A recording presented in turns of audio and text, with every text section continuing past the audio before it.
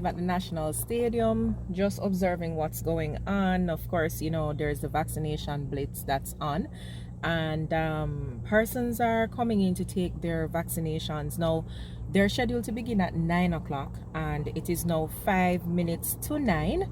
And, you know, car park is not full just yet. 1 and 2 persons are coming in.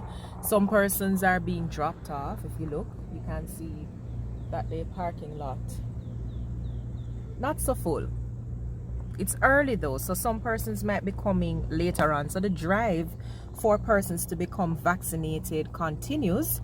And you know, I just wish that by far and large there wasn't so much controversy surrounding this vaccination story.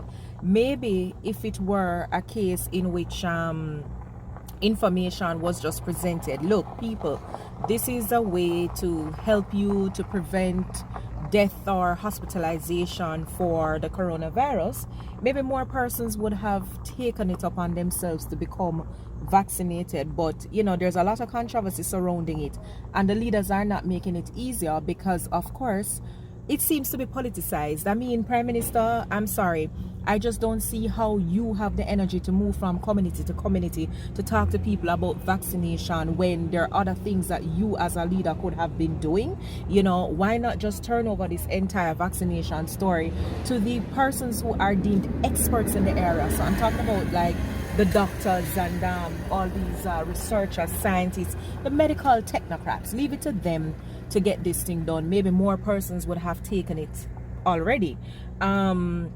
There are some persons who definitely have to take a wait and see attitude, even if they wanted to take it, because they might be under supervision from their doctors.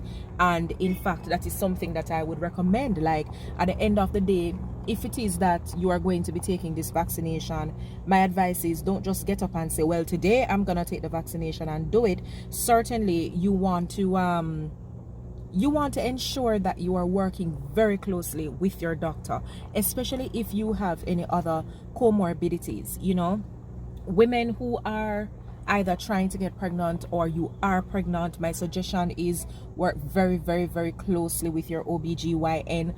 Understand that it makes sense for you to have a fulsome understanding as to what is going on in your body, and just to make sure that you get the clearance that it is okay to take these vaccinations. Now, I also want to say, as you can see, a few more persons are pulling up. Car park still not full. Some of them I don't understand, because they're coming through the main gate. Like these last 5 vehicles literally came through the main gate, and now they are making their way through the exit. I mean, I didn't see anybody come out, I didn't see anybody do anything. They just drove through. I don't know, maybe they have to psych themselves up. But the reality of the situation is this.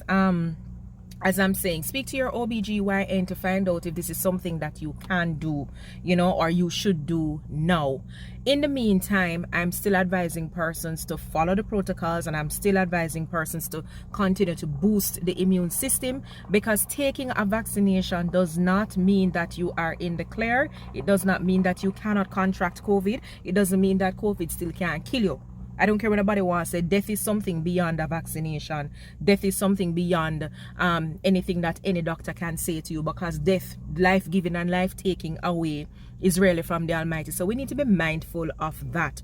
You know, but as I said, I figure that had it not been something that was so politicized and all these theories being shared about the vaccination, perhaps more persons would have taken it already.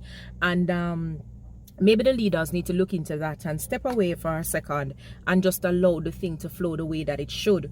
If this thing is all important as they say it is, why not allow the doctors, for example, just to show you that there are more persons coming, still not no great number, 1 and 2 people walking in there doing the thing, right? But I simply say, if at the end of the day this thing is also good and you really want people to do it, why not bring it to our doctors? Bring it to the community level now, so persons can pop into the office and still become vaccinated. And in so doing, just do not let this become a thing where there's going to be a charge affixed. Let it not be a case in which there's a charge affixed. Now, I want to speak to the persons who are vaccination champions, because some want to chat too much That's the reality. You have those persons who will get up, oh, you don't get vaccinated, da da da da, run off their mouth. You don't know whether or not it's a case in which these individuals that you chastise actually wanted to and are not able to. There are those persons who would have contracted COVID. Now, we know for sure that if you've contracted COVID, at best, you should be waiting a few months before taking that jab, right? And it is for that same reason why I am suggesting to persons that prior to taking this vaccination, it would do you a world of good to visit your doctor, get a COVID test done, just to make sure that you are in a position to receive this vaccination. Common sense. Maybe this is something that the leaders should have suggested. I'm just saying, this is something that the leaders should have suggested. But when I reason out the situation, that is really what has come to my mind. That person should find out their status before actually taking this jab. Now, I know the question is going to be, oh, so have you taken your jab? I'll be very honest in saying I have not. I am yet to take the jab.